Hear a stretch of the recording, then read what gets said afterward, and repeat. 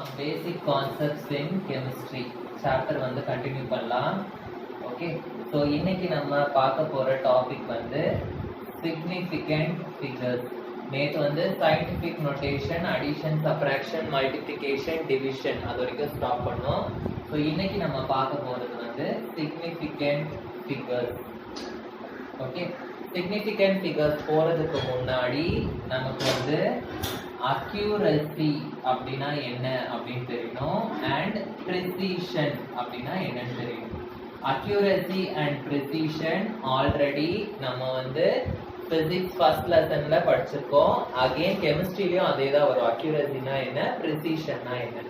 நான் வந்து ஒரு எக்ஸாம்பிள் வச்சு நான் வந்து accuracyனா என்ன, precision அப்படின்னா என்ன அப்படின்னு நான் சொல்லிடுறேன். நம்ம வந்து இப்போ ஒரு எக்ஸ்பெரிமெண்ட் ஏதோ நான் வந்து ஒன்று கண்டக்ட் பண்ண போறேன். ஸோ நான் வந்து இப்போ ஒரு எக்ஸ்பெரிமெண்ட் ஒன்று கண்டக்ட் பண்ண போறேன். Okay, so I am going to conduct one experiment. அந்த எக்ஸ்பெரிமெண்ட்டுக்கு வந்து நான் 5 ரீடிங் எடுக்கிறேன். அந்த எக்ஸ்பெரிமெண்ட்ல எத்தனை ரீடிங் நான் எடுக்கிறேன்? 5 ரீடிங்ஸ் நான் வந்து எடுக்கிறேன். எனக்கு வர வேண்டிய ஆன்சர் வந்து 9.8 அப்படின்னு வரணும். என்ன ஆன்சர் எனக்கு கிடைக்கணும்? ஆக்சுவல் ஆன்சர் வந்து எனக்கு 9.8 வரணும். ஸோ இந்த 9.8 தான் எனக்கு வர வேண்டிய ஆக்சுவல் ஆன்சர். அப்படி இல்லைன்னா it is called as the true value. இதுதான் வந்து ட்ரூ வேல்யூ. இப்போ நான் அந்த எக்ஸ்பெரிமெண்ட்டுக்கு 5 ரீடிங் எடுக்கிறேன். ஓகேவா? எனக்கு என்னென்ன ரீடிங்ஸ் வருது அப்படின்னா 9.6 அப்படின்னு ஒரு ரீடிங் வருது, 9.7 அப்படின்னு செகண்ட் ரீடிங் வருது, 9.7 அப்படின்னு 75 அப்படின்னு ஒரு ரீடிங் வருது, 9.7, 9.65 இந்த மாதிரி எனக்கு 5 ரீடிங் வருது. இந்த 5 ரீடிங்குமே வந்து is it close to 9.8? Yes. Okay, இந்த 5 ரீடிங்குமே வந்து it is close to 9.8. So நான் எடுக்கிற ரீடிங்ஸ் எல்லாமே if it is close to the true value then it is called as accuracy. Okay, so accuracy அப்படினா என்னது? The agreement of all values to the true value. agreement na closeness of all values to the true value. அதுதான் வந்து என்னது? எனக்கு accuracy. accuracy னா நான் measure பண்ற value எல்லாமே it will be closer to the true value. Okay, இப்போ நான் அகைன் வந்து எனக்கு இந்த எக்ஸ்பெரிமெண்ட்டை வந்து நான் கண்டக்ட் பண்றேன். ஓகே, எனக்கு 9.8 தான் எனக்கு வர வேண்டிய ஆன்சர். ஓகே, 9.8 தான் எனக்கு வர வேண்டிய ஆன்சர். ஆனா எனக்கு என்ன ஆன்சர் வருதுன்னா 8.1, 8.15, 8.1, 8.2, 8.15 இப்படி வருது எனக்கு. நான் எடுத்த ரீடிங்ஸ் எல்லாமே இந்த ட்ரூ வேல்யூக்கு க்ளோஸா இருக்கா? இல்ல. நான் எடுத்த ரீடிங்ஸ் எதுவுமே வந்து இந்த ட்ரூ வேல்யூக்கு க்ளோஸா இல்ல. ஆனா இந்த ரீடிங்ஸ் எல்லாம் பாருங்க, is it close to each other? 8.1, 8.15, 8.2 எல்லாமே close to each other. So நான் எடுத்த ரீடிங்ஸ் எல்லாமே they are close to each other but they are not close to the true value. accuracy னா என்னது? அந்த வேல்யூஸும் க்ளோஸா இருக்கணும், ட்ரூ வேல்யூ கூடயும் அது க்ளோஸா இருக்கணும். precision னா என்னது? அந்த வேல்யூஸ் மட்டும் தான் க்ளோஸா இருக்கும், ஆனா but it will not be close to the true value. okay, so precision அப்படினா the closeness of various values or measurements to the closeness of various values with one another, but it will not be close to another the true value. It will not be close to the true value. இப்படி இருந்ததுன்னா இதுக்கு பேர் வந்து precision. Okay, அதாவது நீங்க ப்ரிசைஸா எடுத்திருக்கீங்க வேல்யூவை, ஆனா நீங்க வந்து ட்ரூ வேல்யூக்கு க்ளோஸா எடுக்கல.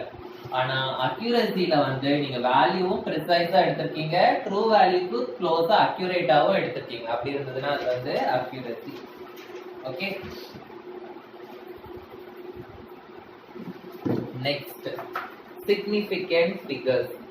significant figures அப்படின்னா இப்போ இங்க பாருங்க, எனக்கு வர வேண்டிய ஆன்சர் வந்து என்னது 9.8 எனக்கு வரும். ஆனா எனக்கு வந்திருக்க ஆன்சர்ஸ் எப்படி வந்திருக்கும்னா 9.75 அப்படின்னு வந்திருக்கும், இல்லாட்டி 9.7 அப்படின்னு வந்திருக்கும். ஸோ அப்போ இந்த வேல்யூக்கும் இந்த வேல்யூக்கும் எனக்கு டிஃபரன்ஸ் என்னது, 9.8க்கும் 9.75க்கும் டிஃபரன்ஸ் வந்து 0.05. I mean 9.8க்கும் 9.7க்கும் டிஃபரன்ஸ் வந்து 0.1. ஓகே, அப்போ எனக்கு வந்து எனக்கு மெஷர்மெண்ட் வந்து கரெக்டா வரல, ஒரு மாதிரி ஒரு அன்சர்டைனா வந்திருக்கு. ஓகே, ஸோ அன்சர்டைனா வர மெஷர்மெண்ட்ஸை வந்து நம்ம என்னன்னு சொல்லுவோம் அப்படின்னா significant figures அப்படின்னு சொல்லுவோம். Okay, so the uncertainty in the experimental value or the true value, it is called as another significant figures. Okay, the uncertainty in the experimental or the calculated value.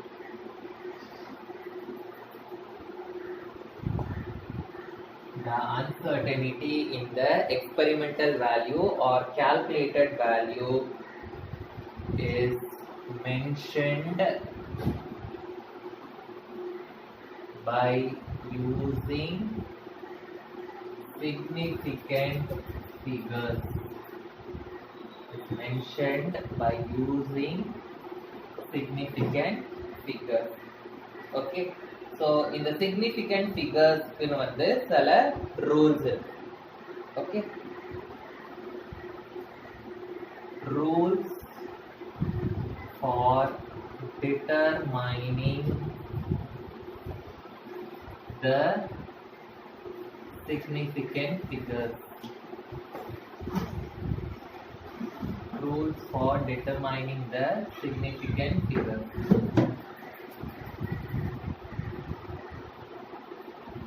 First rule, all the non-zero digits are significant. Okay va, so adha வந்து first rule, all non-zero digits are significant. All non-zero digits are significant அப்படின்னா என்ன அர்த்தம்? For example, நான் வந்து 285 ml அப்படின்னு எனக்கு ஒரு value கிடைக்குது. இந்த டிஜிட்ஸ்ல ஜீரோ ஏதாவது இருக்கா? இல்ல. ஸோ ஜீரோவே இல்லாம ஏதாவது டிஜிட்ஸ் இருக்குதுன்னா அதுல இருக்கிற எல்லா டிஜிட்ஸுமே வந்து சிக்னிஃபிகண்ட். அப்போ இதுல 2வும் சிக்னிஃபிகண்ட், 8ம் சிக்னிஃபிகண்ட், 5ம் எனக்கு சிக்னிஃபிகண்ட். அப்போ இதுல எத்தனை சிக்னிஃபிகண்ட் ஃபிகர்ஸ் இருக்கு? There are 3 significant figures. புரிஞ்சுதா? So all the non-zero digits are significant. Okay, there are 3 significant figures. இப்போ இன்னொரு எக்ஸாம்பிள் எடுத்துக்கிறேன், 0.25 அப்படின்னு எடுத்துக்கிறேன். இப்போ 0 வந்து it is a 0, கரெக்டா? it is not non-zero கிடையாது. ஸோ non-zero digits எதெல்லாம் இருக்கீங்க? 2 வந்து non-zero, அதனால it is significant. 5 வந்து non-zero, ஸோ அதுவும் வந்து significant. ஸோ எனக்கு 2 non-zero digits இருக்கு, ஸோ ரெண்டுமே வந்து significant. ஸோ அப்போ எத்தனை significant figures இருக்கு இதுல? There are 2 significant figures. There are 2 significant figures. புரிஞ்சுதா?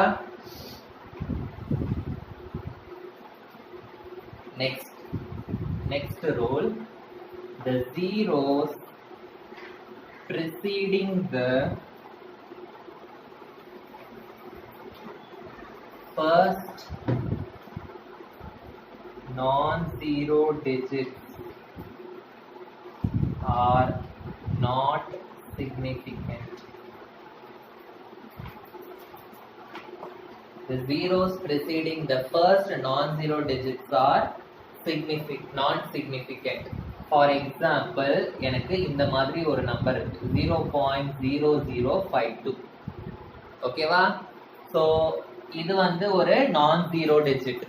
ஓகேவா? 5ம் வந்து ஒரு நான் ஜீரோ டிஜிட். ஓகே. ஸோ இந்த ரெண்டு நான் ஜீரோ டிஜிட்ஸுக்கு முன்னாடி வர ஜீரோஸ் எதுவுமே வந்து எனக்கு சிக்னிஃபிகண்ட் கிடையாது. அப்போ எதெல்லாம் எனக்கு இதுல சிக்னிஃபிகண்ட்? 5 வந்து சிக்னிஃபிகண்ட், 2 வந்து சிக்னிஃபிகண்ட். வேற எதுவுமே இந்த நான் ஜீரோ டிஜிட்ஸ்க்கு முன்னாடி வர ஜீரோஸ், நான் ஜீரோ டிஜிட்ஸ்க்கு ப்ரிசீடிங் ஆகிற ஜீரோஸ், முன்னாடி வர ஜீரோஸ் எதுவுமே எனக்கு சிக்னிஃபிகண்ட் கிடையாது. ஸோ இது ஒரு சிக்னிஃபிகண்ட் ஃபிகர், இது ஒரு சிக்னிஃபிகண்ட் ஃபிகர். ஸோ எனக்கு எத்தனை சிக்னிஃபிகண்ட் ஃபிகர்ஸ் இருக்கீங்க? there are 2 significant figures. there are 2 significant figures. ஓகேவா? இப்போ 0.03 இதுல வந்து எத்தனை சிக்னிஃபிகண்ட் ஃபிகர்ஸ் இருக்கு? ஒண்ணு தான் இருக்கு. ஓகேவா? ஏன்னா இந்த நம்பருக்கு முன்னாடி வர ஜீரோஸ் எல்லாமே not significant. So it has only one significant figure. Next third rule என்னன்னா, the zeros between two non-zero digits. The zeros between two non-zero digits are significant.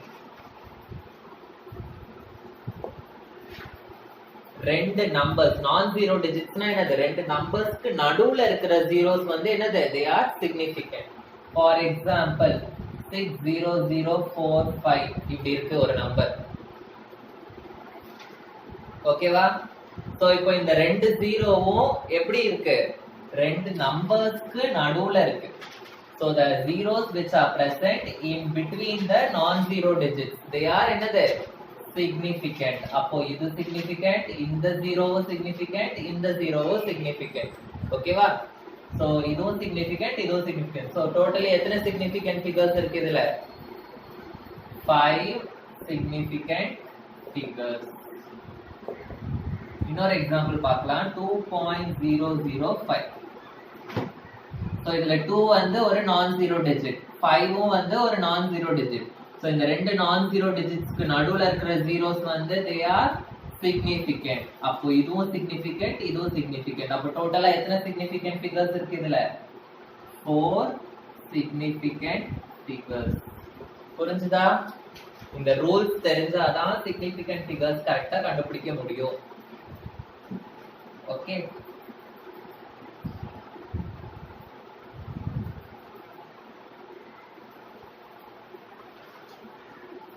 Next, fourth rule, zeros at the end or right of a number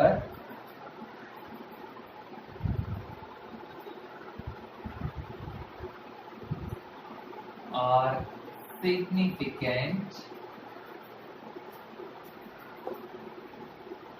provided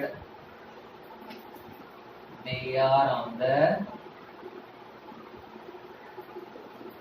right side of the decimal point. They are on the right side of the decimal point.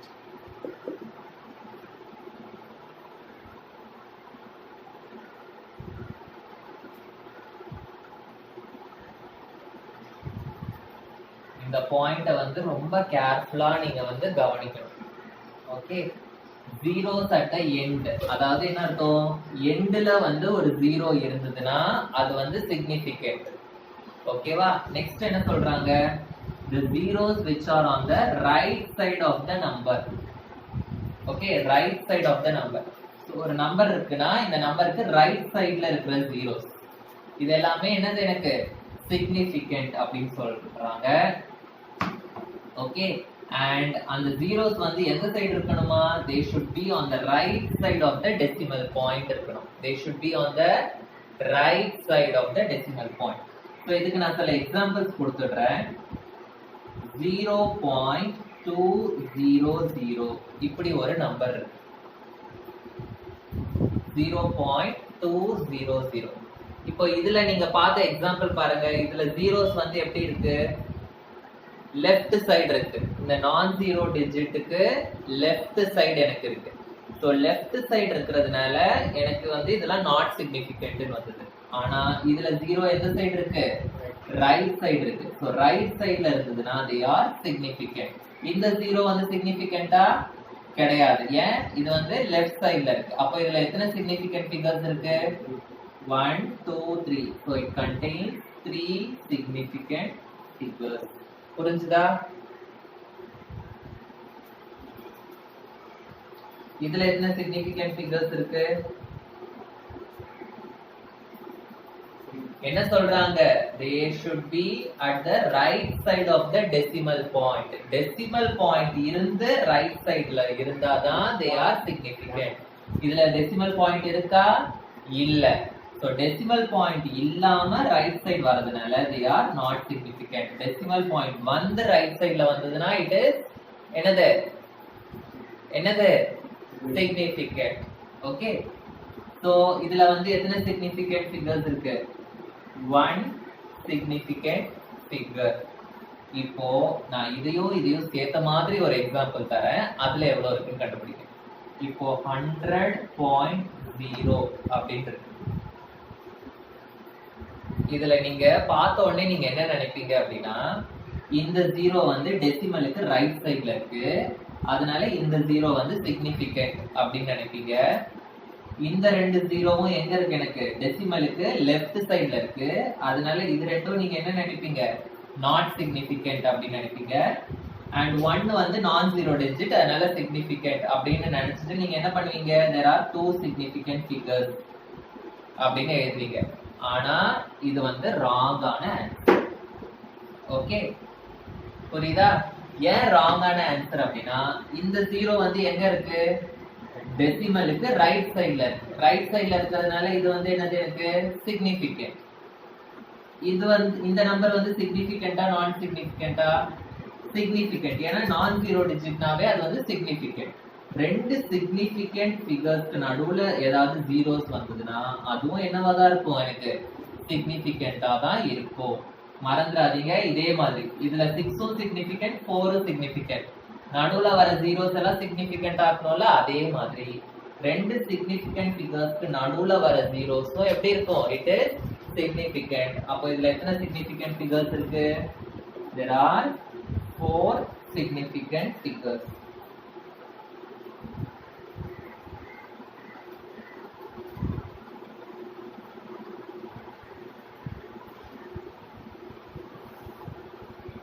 இந்த மாதிரி ஒரு number கொடுக்குறாங்க. இதுல எத்தனை significant figures இருக்கு? இந்த மாதிரி 10 power something அப்படின்னு கொடுத்தாங்கன்னா அந்த 10 பவர் சம்திங்கை வந்து சிக்னிஃபிகண்டா நம்ம ஆட் பண்ண தேவையில்லை. ஓகேவா? இதை மட்டும் நம்ம பார்த்தா போதும். இப்போ இதுல எத்தனை சிக்னிஃபிகண்ட் ஃபிகர்ஸ் இருக்கு சொல்லுங்க? இந்த ரெண்டு ஜீரோஸும் டெசிமலோட எந்த சைடு இருக்கு? எனக்கு ரைட் சைடு இருக்கு. ஸோ ரைட் சைடு இருந்தா தே ஆர் சிக்னிஃபிகண்ட். அப்போ 1ம் சிக்னிஃபிகண்ட். ஸோ எத்தனை சிக்னிஃபிகண்ட் ஃபிகர்ஸ் இதுல? There are 3 significant figures. புரிஞ்சுதா? சோ இப்போ நான் இந்த significant figures ரிலேட்டடா சில ப்ராப்ளம்ஸ் வந்து நான் கொடுக்க போறேன். அந்த ஈச் சம்ல வந்து சோ இதுல வந்து significant figures நான் சொன்ன மாதிரி significant figures ரிலேட்டடா நான் வந்து இப்போ ஹோம்வொர்க் கொடுக்க போறேன். சோ நெக்ஸ்ட் கிளாஸ்ல வந்து இந்த ஹோம்வொர்க்கான ஆன்சர்ஸ் நான் டிஸ்கஸ் பண்ணுவேன். அதுக்குள்ள நீங்க முடிச்சு எனக்கு போட்டோஸ் அனுப்பணும். ஓகேவா? both ஆன்லைன் ஸ்டூடெண்ட்ஸ் அண்ட் லைவா வந்திருக்க ஸ்டூடெண்ட்ஸ் ரெண்டு பேருக்குமே வந்து எனக்கு போட்டோ எடுத்து அனுப்பணும். Okay, so find the number of significant figures. Find the number of significant figures. இதுல எல்லாம் கண்டுபிடிக்கணும். First one 207.35 0.00368 653 3.653 into 10 power 4 0.378 6.626 into 10 power minus 34 joules per second. So இந்த வேல்யூவை வந்து கொடுக்காம சப்போஸ் உங்களுக்கு எக்ஸாம் எக்ஸாம்ல எப்படி கேட்கலாம்னா find the number of significant figures in Planck's constant அப்படின்னு கேட்பாங்க. Planck's constantனா இதுதான் வேல்யூ, இது உங்களுக்கு தெரிஞ்சிருக்கும். ஓகேவா, புரிஞ்சுதா? Next for Avogadro number. Avogadro number என்னன்னு உங்களுக்கு தெரியும்னு நினைக்கிறேன். 6.022 into 10 power 23. Next velocity of light. velocity of light value என்னது? 3 into 10 power 8 meter per second. இதுதான் velocity of light. ஸோ இந்த மாதிரி நம்பர்ஸ் வச்சு கொடுப்பாங்க, இல்லாட்டி இந்த மாதிரி வேர்ட்ஸ்ல சொல்லிடுவாங்க. நீங்க அந்த நம்பர் என்ன அப்படின்றது உங்களுக்கு தெரியும். ஓகேவா? ஸோ நெக்ஸ்ட் வந்து எலக்ட்ரானோட சார்ஜ். எலக்ட்ரானோட சார்ஜ் என்னது? 1.602 into 10 power minus 19 கூலும். இது ஹோம்ஒர்க்ன்றதுனால நான் வேல்யூ கொடுக்குறேன். ஓகேவா? அப்படி இல்லைன்னா நான் வந்து கொடுக்க மாட்டேன். எக்ஸாம்ல டெஸ்ட்ல கேட்கும்போது I will not give. I will just mention charge of electron. அவ்வளவுதான். Okay, 0.0025 208 5005 126 500.0 2.0034. So in the 15 sums what is the significant figure, how many significant figures அப்படின்றத கண்டுபிடிக்கணும். Okay, so the remaining things I will continue in the next